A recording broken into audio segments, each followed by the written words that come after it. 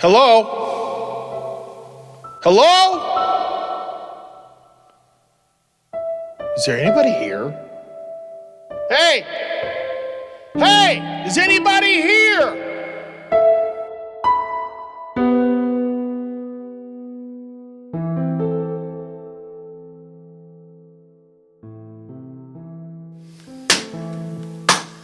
Hey, there we go. Okay. We don't have a clapper, so anyway, so. Yes, we do. Yay! Clap on! Welcome back, everybody. Or you think somebody would actually come back after last week? Well, I told my friends about it, so I hope so. Okay. And maybe they'll tell two friends. And maybe they'll tell two friends. And they'll tell two friends, and we'll all have beautiful hair. Yes. Yes, we will. So here we are back at Raging Imagination. Should I say that in a voice? Do you like that? Raging Imagination. Is that too? I'm on the edge of my seat. I'm quite comfortable in my seat, thank you. Yeah. Oh, here we are. We're back again, continuing our discussion and search for art and how it affects people, and who knows where it's going to lead us every week. So we have a special guest this week. Somebody I ran into. Where did I first run into? Oh, we were performing Shakespeare in the Park, Midsummer's Night Dream. We have a fairy over there. Danielle was the fairy. The fairy. And Peas Blossom. Yes, and Peas Blossom. The fairy. To Titania. Yeah. Shout out to Titania. You were amazing. And I was Aegeus, the grumpy old bastard. And I also played Phil Strait. But anyway, we were performing in the park. That's what Imagination does. We do theater.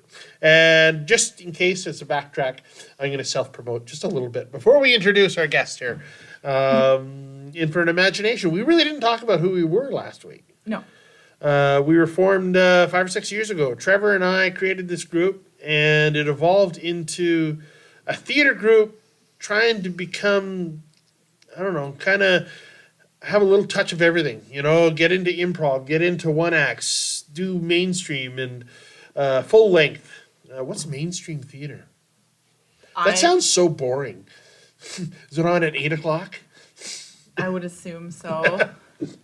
Anyway, so we've been working. We got a hook last year to do Shakespeare, which was an amazing event. We did Midsummer's Night Dream in the park. So, as it turns out, Shakespeare's hard. Yes. Full of vexation am I with complaint against my child, my daughter Herbie. And it's it is hard. It is so hard. That took me a week just to learn that. And you didn't have to sing it. Yeah, singing's easier, I think, in the memorizing part. So yeah, on the memorizing part, but I turned that little fairy ditty into that little poem into a little song, and with snakes. Yeah. So spotted snakes with double tongue. Thorny hedgehogs be not seen. It's such a creepy song. Anyways, love it. I don't know. I was thinking the other side, but okay, whatever. So, I want an answer to your question. Which question did we ask? Mainstream theater. Yeah, Yes. What is mainstream theater? Mainstream theater is regarding the most typical, normal, and conventional. So all the no. basics. Boring. We are not. No, we are mainstream. not mainstream theater. We are trying to take that edge off of the beaten path. We want to be a little bit more. Yeah. Chaotic. In Alberta, every little town has their love, sex, and the CIA, and their sexy little comedy and whatever. I think it's fantastic. Every little town can do it. We're trying and be a little more edgy, a little more fringy, I guess, maybe. Not super fringy, but No. like We can be cringy, but we don't want to go hardcore fringe. That's a small demographic. We're trying to trick people into some education here. yeah. And to some fun that they wouldn't expect. So, Anyway, let's move on with it. So we ran into Deb here, who come to see one of our Midsummer's Night Dream. I'm getting excited. I'm talking fast. Sorry for having that fact.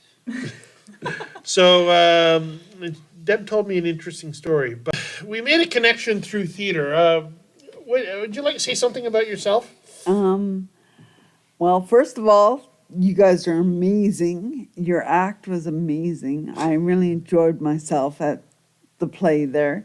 Secondly, I nearly froze to death that night. It was Were you there the second night with the wind? I was. Gale force winds that night. And I thought, well, I'll just stop. But I couldn't leave. I was riveted and I was freezing. I was also freezing. Well, that's nice. I didn't have it. I wasn't allowed to wear a coat. I was Yeah, in I a can really imagine. frilly dress, and it was so cold. I was costuming for in a theater. I forgot the park. I looked really good. I I came looked so I good. came to the other one that was in theater as well, and amazing again.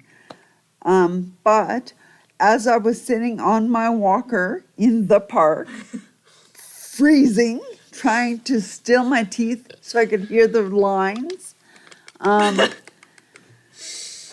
I heard someone going over lines and flipping pages off to my right. And I looked over, and sure enough, there's someone prompting at the edge of the stage. And I'm like, And then Mike, who I didn't know was Mike at the time, was there, and I figured out, I bet he's the director.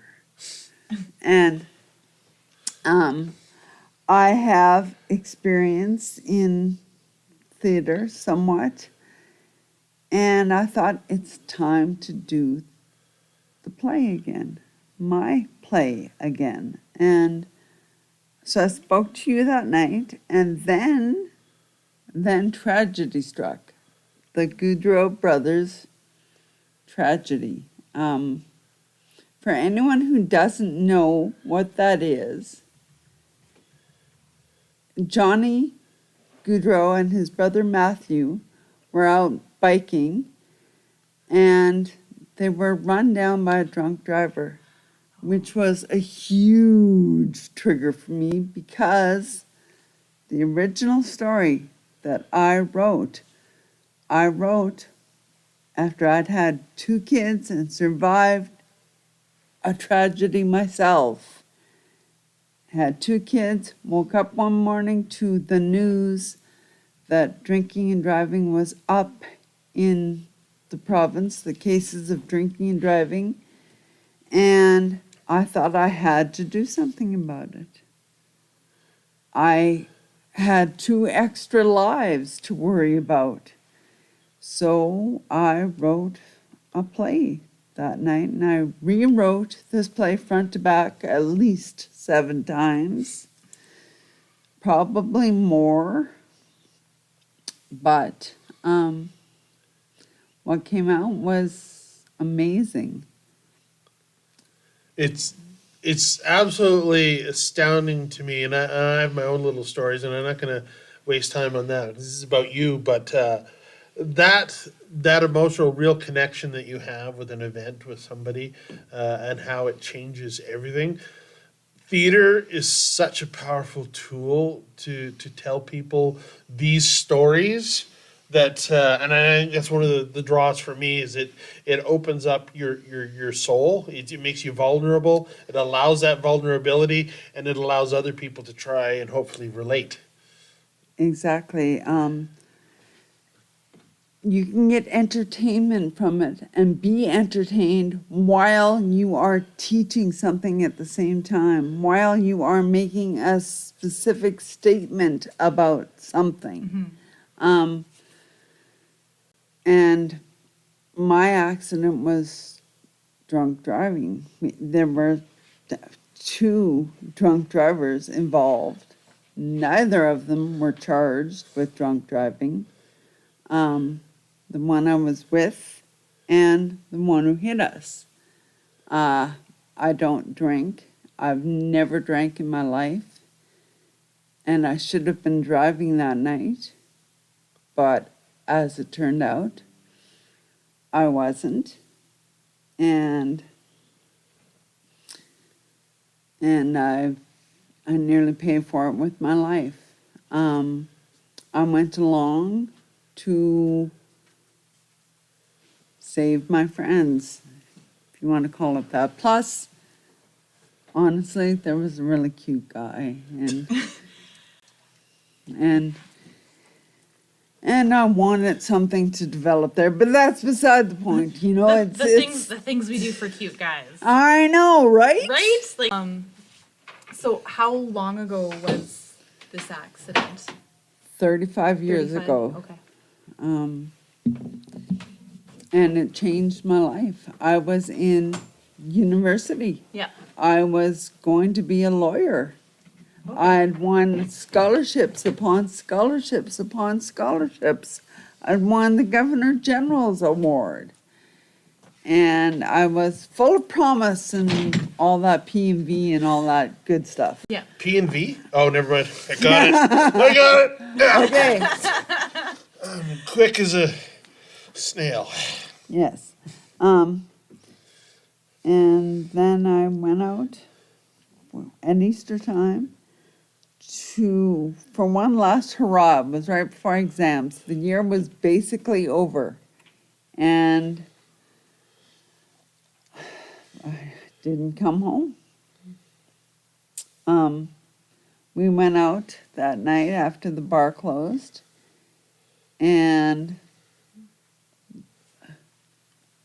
without getting into graphics of the story,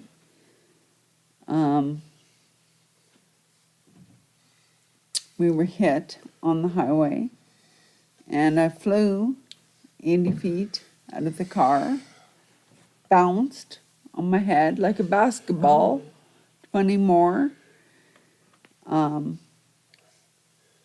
Again, I don't really, broke my neck, cracked my skull, damaged my brain.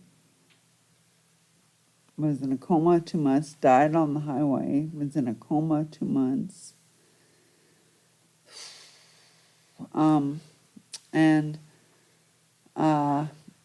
If you could have a look at the inside of my skull, you would see claw marks where I could hear everything going on around me and wanting to respond to everything and not being able to. But I digress. I don't want to go too long into that. But I know that, like Mike said, the arts are an expression of yourself. This play, Shattered, there is some laughter. There's quite a bit of tongue-in-cheek irony to the main character's actions with these guys, saying, "Oh, he's drunk," but he's so cute. Yeah. The excuses. The things that people will do for someone who is attractive or cute, adorable. Yes. I I was gonna. Corey, you were gonna say something? My brain stopped working there for a moment.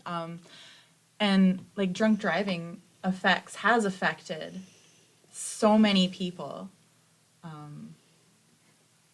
And it's like it continues to happen.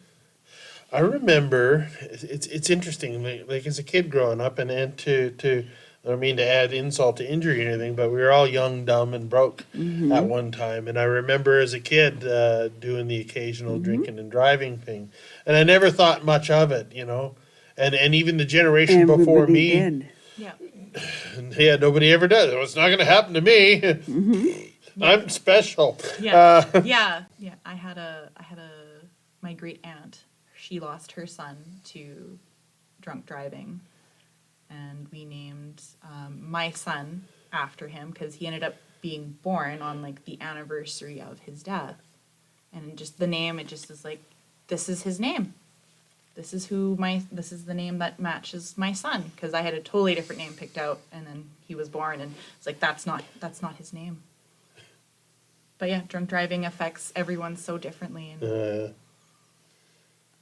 sometimes you survive, but are changed. And actually, well, you survive and you are changed. Doesn't matter what part. Well, I like that you said that, actually, the fact that it changed you. I mean, hopefully we're always changing. Yeah. Hopefully Yes. we're always growing and evolving. Yeah. And art But and like, for theater. example, like you could have been a A lawyer. And now, Uh. since that accident, you have been changed. I saw law from the other side, Yeah. and I want nothing to do with it. Yeah. How long, here's a question, how long was it after that you wrote the play, after the accident? How many years?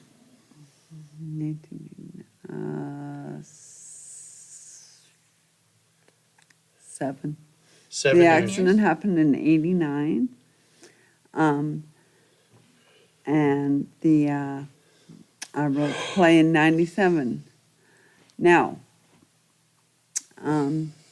this is also a connection with the Calgary Flames, for whom Johnny Goudreau played. Okay? I'm a Flames fan, I'd like to point Oh. that out. Let me shake your hand. You're a good man, Yes. Mike. Yes, such a Sports. great team. Again, Lanny McDonald, ex-Maple Leaf, won the cup with Dougie Gilmore. Sorry, I was just going to say Dougie Gilmore. Dougie Gilmore, the best all-around player of his time, and he played at the same time Gretzky did. Go sports. Sorry, that was Don Cherry. He used to say that about Dougie Gilmore. So. 1989 was the year that my Flames won the cup. Now, the accident was in March, okay?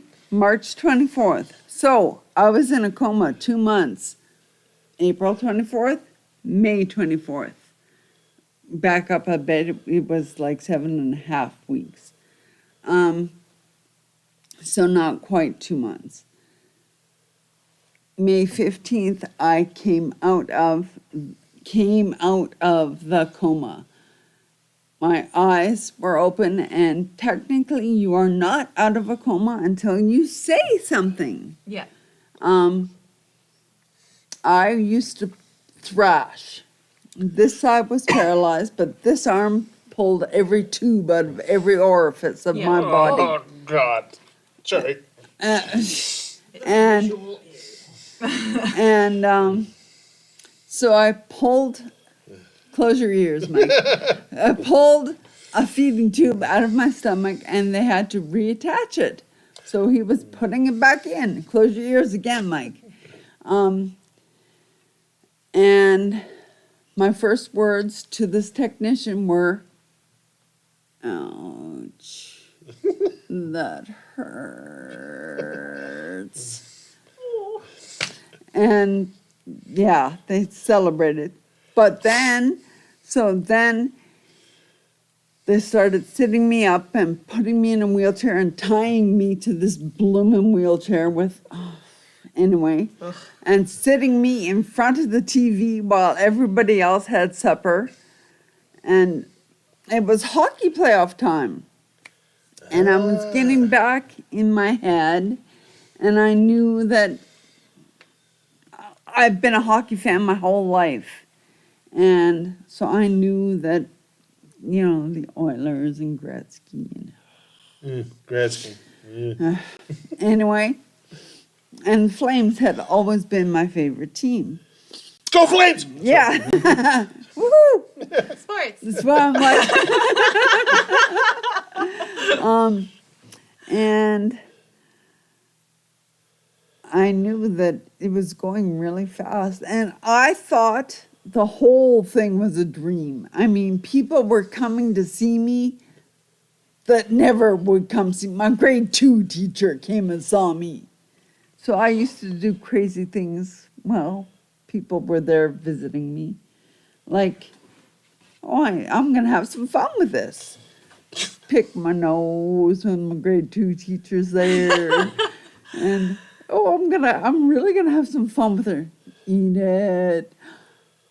I look back on it now and I think, what on earth was I doing? Well, you thought you were in a dream. Oh, there you go. I was You trying can to do snap. anything in a dream. I was trying to snap myself out of it.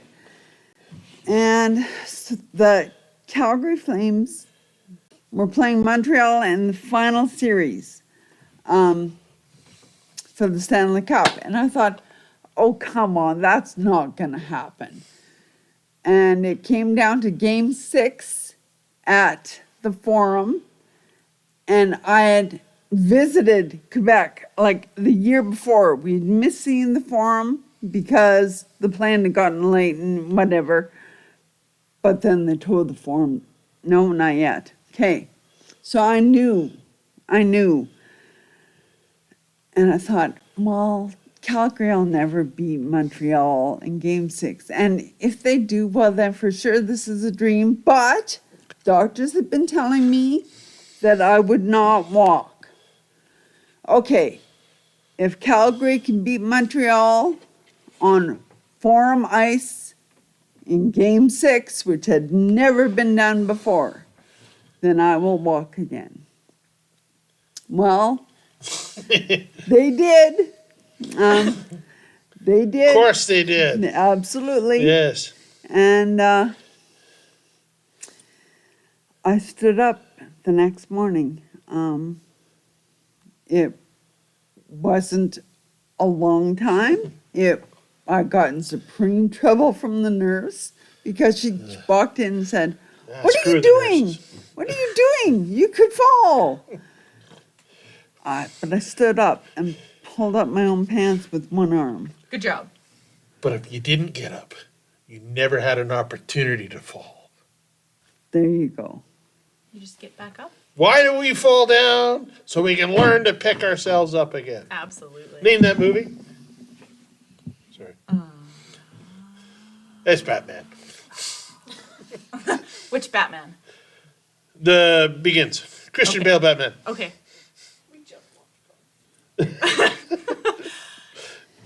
That is incredible to go from like 7 weeks of a coma, 7.5 weeks of a coma to And like. don't underplay going- it, Danielle. Sorry, but like so much happens in 7.5 weeks. And then so much doesn't happen in 7.5 weeks. Like it's so the body does amazing things but the world still doesn't stand still, and you got up and you walked. I did, but I just want to say that coming out of a coma is not like on TV or in the movies, or it's not like that. No, it is I not. was a baby again. At 19 years of age, I wore diapers. I had to learn to eat. Everything. So when I brought these two beautiful beings into the world, my sense of I need to protect them intensified a lot. My son he was older than when I wrote the play, I guess, but not much older. He was an infant when I wrote the play. And I have a question. I want to back up a little bit, and I wanted to ask, what was the drive? This is before the kids. You seen the Flames. If the Flames can win, you can win. that's You right. stood up. That's right. What was it? It's easier to give up than to push on. Was there something in your mind that triggered you that kept, the Rocky montage music? Or was it, was it something that your future you clearly had to shift, but was there something that you could see at the end of the road that you needed to go for? me being right. I couldn't be wrong. Right in the sense of, I wanted to stop drinking and driving. I wanted to save the world. I thought incorrectly that I could put an end to drinking and driving. And so many times throughout the course of my life, it has come back that, kids got killed at my daughter's school because they were drinking and driving. Okay, it's time to do the play again. And I took that to the teacher, and he had a school to run, and it's understandable now, I guess. But I still think my play could have helped. And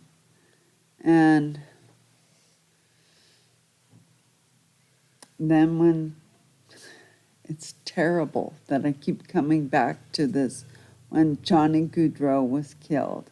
Johnny Goudreau was a Calgary Flame. Not when the accident happened, but he was Johnny Hockey.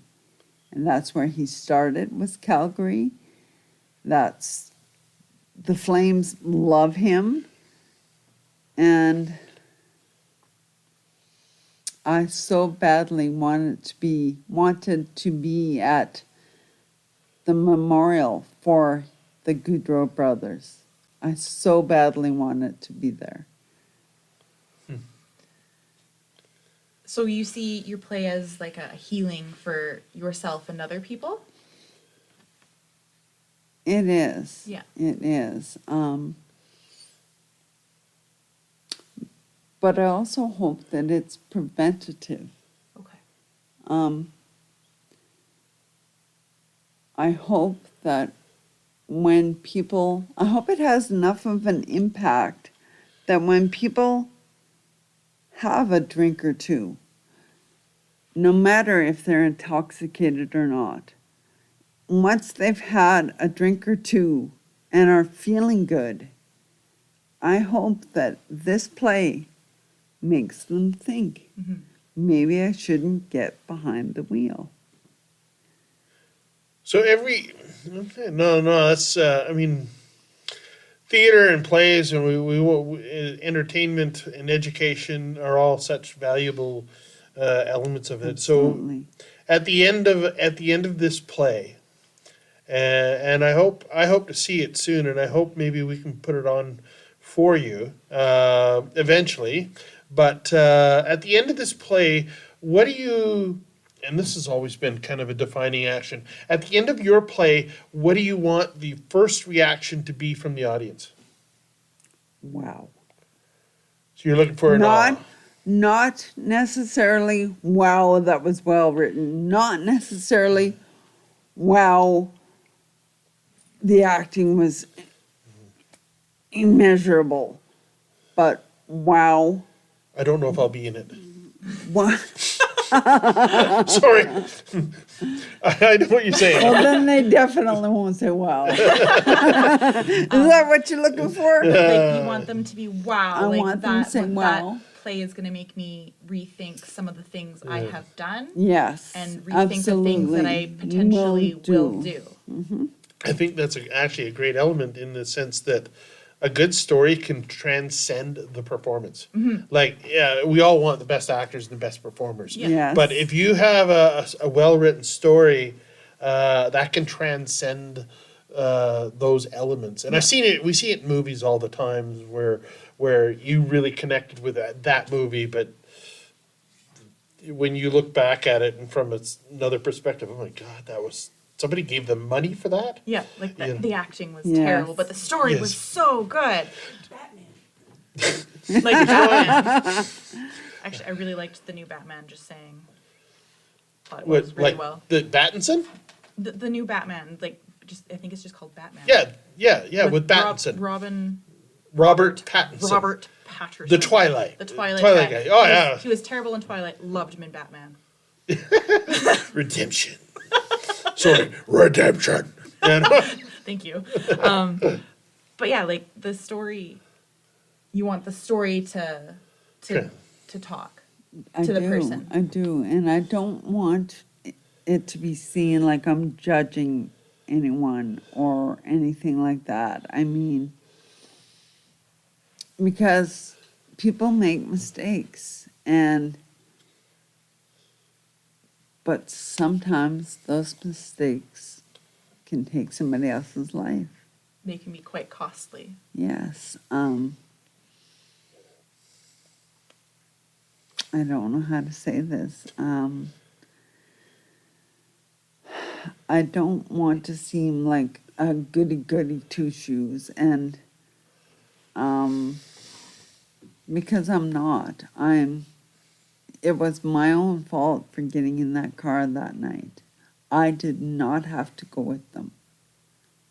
And that's what the lawyers jumped all over during the court case. And that's the reason why I'm not a lawyer, because I don't want to do that to someone else.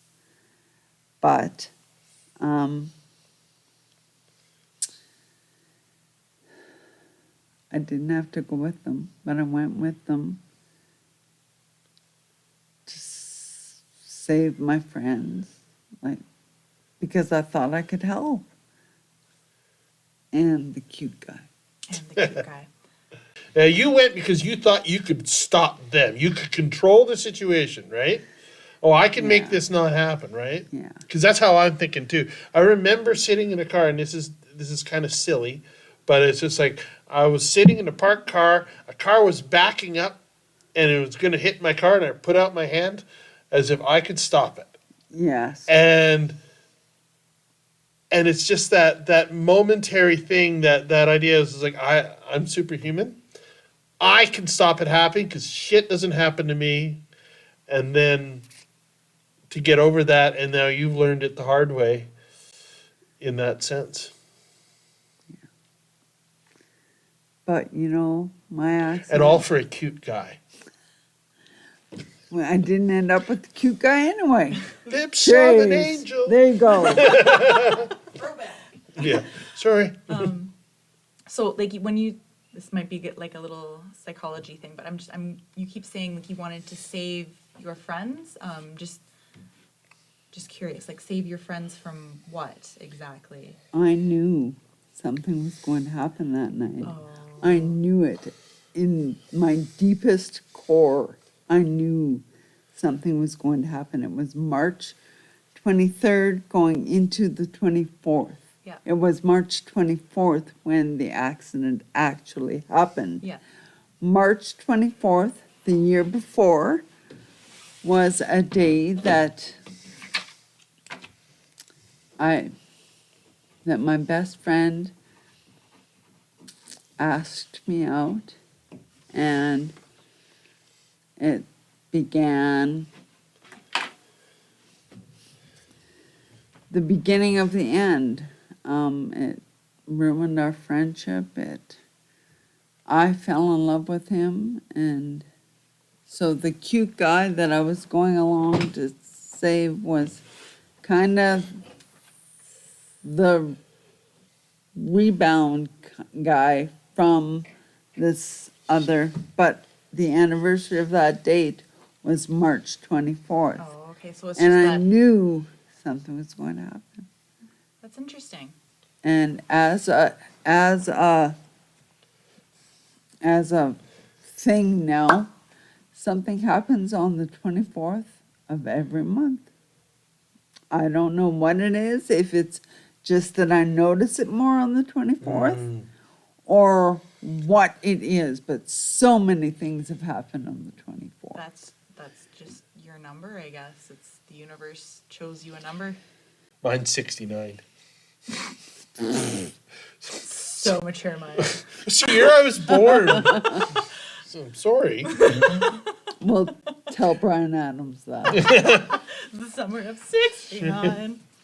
Actually, 19 is a number that stands out to me, actually. But that's because I was born on the 19th of a month. My sister was born on the 19th of the month. My brother was born on the 19th of the month. The other brother was born on another day. And just a lot of people were born on the 19th of one month or another. So that one sticks up to me. Has this play been performed? It has been Okay. performed. We did it was a cast of 8, 9 including me, and my character's name was Emily, Okay. and my daughter's name is Danielle.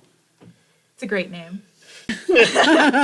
Well, I'm named after my grandpa, so Okay. he's a fantastic dude. It's a very recommended name. I love it. And my daughter goes by Danny, so there you go. There you go. It's an awesome name. I'm not lying. Anyway, so you have written yourself in your play.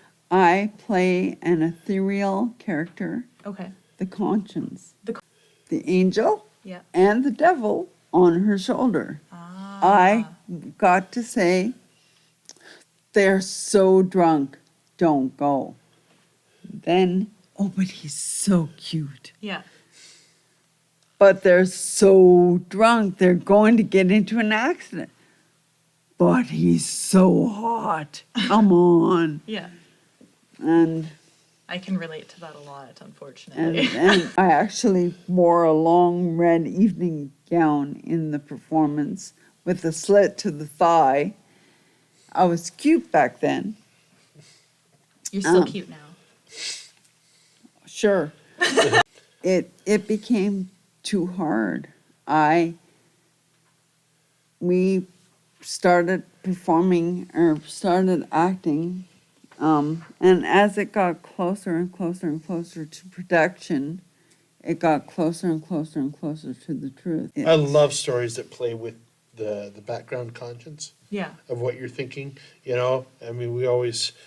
That little inner voice that everyone Yeah, and whether it's one or two inner voices, you know, I mean, it's just like, do it. No, but something might happen. Odds are it won't. Fine, Yeah. okay, we'll do it. Yeah. But you're subverting the question. Oh, Yeah. So Who plays- oh, who would you want Who plays to young star? Debbie? Yeah. Or the characters in your Or play. you called her Who would- Emily, right? Who would Yeah. play Emily in your play? doesn't have to be someone famous. No, anyone you want. You. Oh, Well, we just saved ourselves a couple $1 million right there. I'll do it. Well, thank you. Yes. Oh, And when I cast this play, when I cast the original, I didn't know anything. The director, who was the drama director at the local college, so he said that he had kids in the acting class that he would cast in, the various positions. And I said, well, no, I want to cast Todd, the cute guy. yeah. So I walked up to this random dude in a restaurant one day, and I walked over to him. Thank God it was cute back then, thank God. And I said to him, you're Todd. He said, no, I'm sorry, my name's Alan. I said, no, you're not understanding. I said, you're Todd. For tonight, I'll be anybody you need. And No, he sorry. he was, oh, okay. I'm sure he thought I was on something. I said, we'll talk, And sure enough, I told the director this, and who do you think he got to play Todd was Alan. And now Alan managed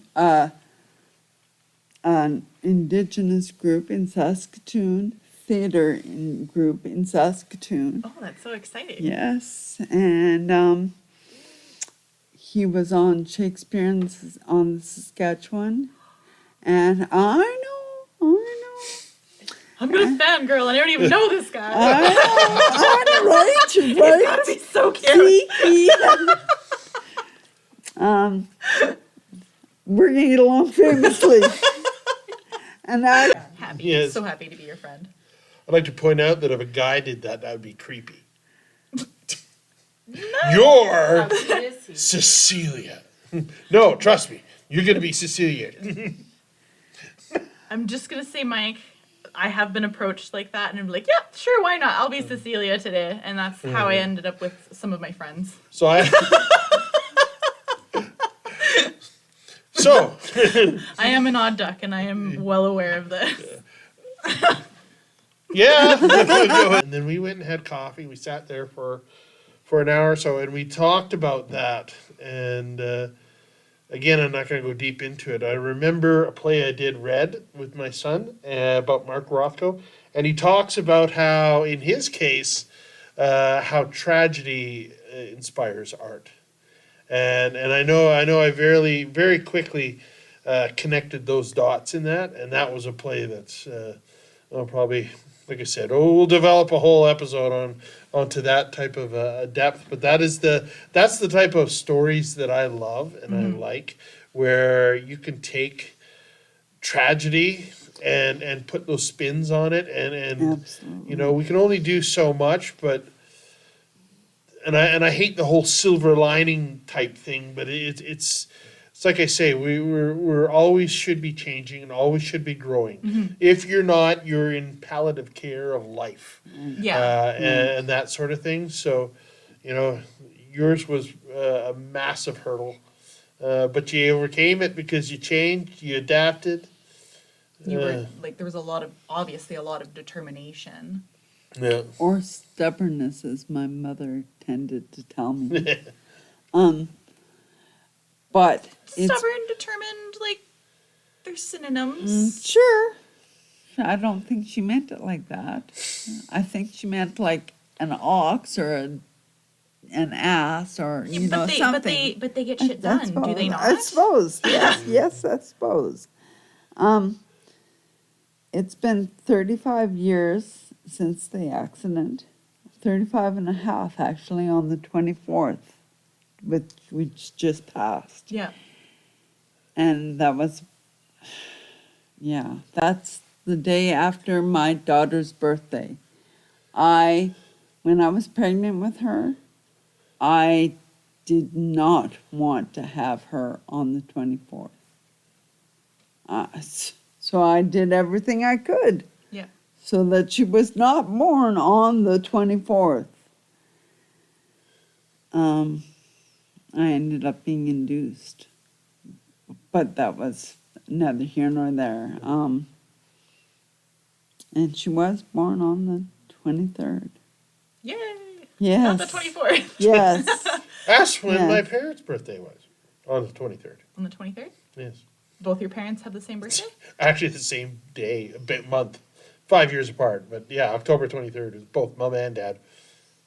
That's wicked. Well, I thought they were lying to us for years. Don't worry about us. Oh, it's the same day. Just have one birthday. Yeah. Out of a cake your whole entire life. Well, my oldest sister, who we lost when I was 11, we were both born on August 19th, 10 years apart, down to the hour. So she was born 59, I was born 69. And I always felt like there was a connection. I was 11 when she passed away. And I always felt there was this odd, weird connection. And again, with the numbers, is just like, and create that. And she was the only artistic one in the family until I came along. I was the last one of 4.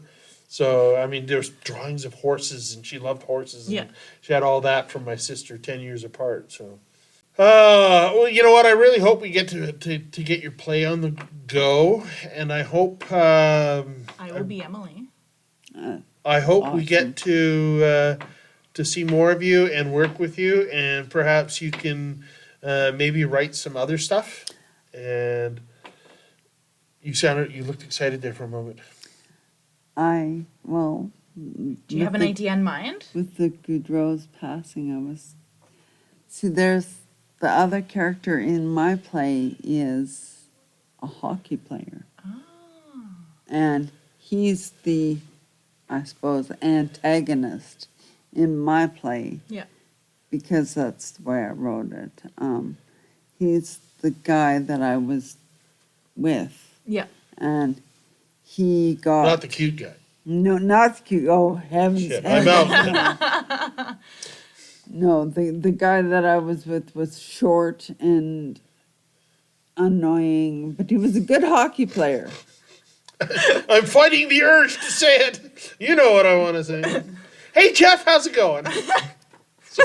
Sorry, Jeff. I'm just kidding. It was funny. We love Grandpa Jeff. Grandpa Jeff. So, Okay. Jeff isn't actually a grandpa. That's just what my daughter calls him. Okay.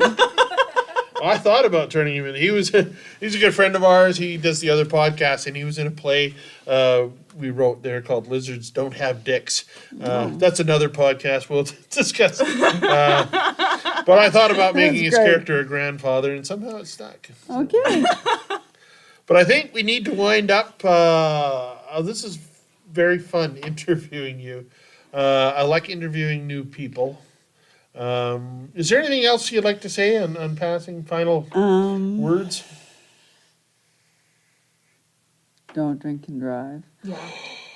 Don't drink and drive. Don't get high and drive. Don't text and drive. Don't go with anyone who's doing these things.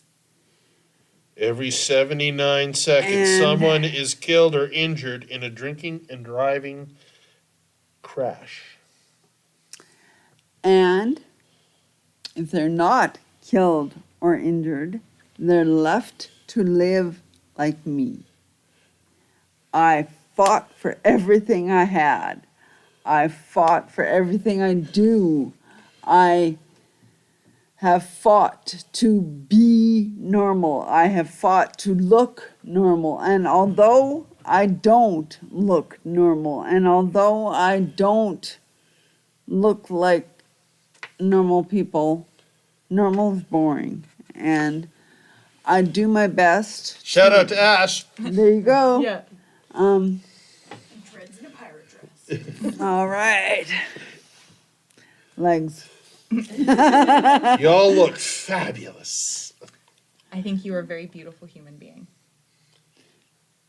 Beauty comes from within. Yeah. And so I will think- take that. I will take I think that. you are an absolutely beautiful human being. I find your story very inspiring. I am super stoked to read through your play. I think your story it's inspiring. The script, which was in my storage unit, all of my stuff is in a storage unit.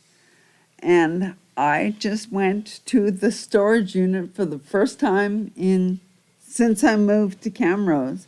I just went the other day to find the script, and I've got the original play on memory stick. It ran for 3 nights at the Fringe in Lloydminster, and it was the hit of the Fringe. And afterwards, in the receiving line afterwards, I got so many compliments. So many people were touched by my play. Mm-hmm. And I don't care necessarily about accolades. I don't care about being famous or whatever. I care about stopping drinking and driving, which I know won't happen, but it will for a while. Yeah. You could save one person's life. If I save one person, then I've done my job. Yeah. I do videos every day for our military, for our first responder community. I make videos every day, and I beg people, don't give in, don't give up, don't let the demons win. Yeah, there's alcoholism and addiction and mental illness and so much. I think this could be a great way to help fight the demons with this podcast, and I think we can help get the words out there, and I think going a little on the dark side is not a bad thing, and I think No. everybody needs to hear a little bit Absolutely. of everything, and hopefully we'll make somebody cry, we'll make somebody laugh, we'll make somebody we'll make somebody Make somebody think. think. More than anything else, I want you to think. I want people to think. That's right. You know, you walk out of something and a week later you're still thinking about that thing. That's And that what is I the impact want. you Yeah. want Yeah. at a theater. That So- is The arts in general, absolutely we it. want them to That think. is absolutely it. And that's what I want to do. We had a wonderful person to talk to. The And to conversation's listen, yeah. really good. The story was really good, and hopefully we can do something. Before we head out, I want to mention a couple other statistics. Drinking and driving is up 31% since 2019. I would wager, kids, get your head out of your asses and do something smart. Old farts, fucking get your head out of the asses, out of your past. It's not fucking 1970 anymore. And don't drink and drive. 2 out of 3 people are impacted by drinking and driving, which I think is under. I think that third person that isn't impacted just doesn't know it. 2020, 347,000 drunk driving episodes each day. Day. And what about the Each ones day. that don't get caught? Yes. And that's it. So this is an important test or an important message to everybody. Yeah. Don't drink and drive. Keep your stick on the ice. And if you can't be handsome, you can at least be Be handy. handy. Yeah. Go sports. That's red Got green. that right at the very end. Okay.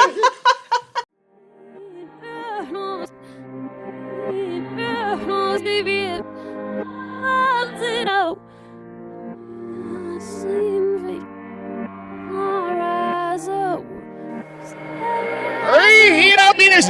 Yeah. Yeah. 3 meters. Whoa. Whoa.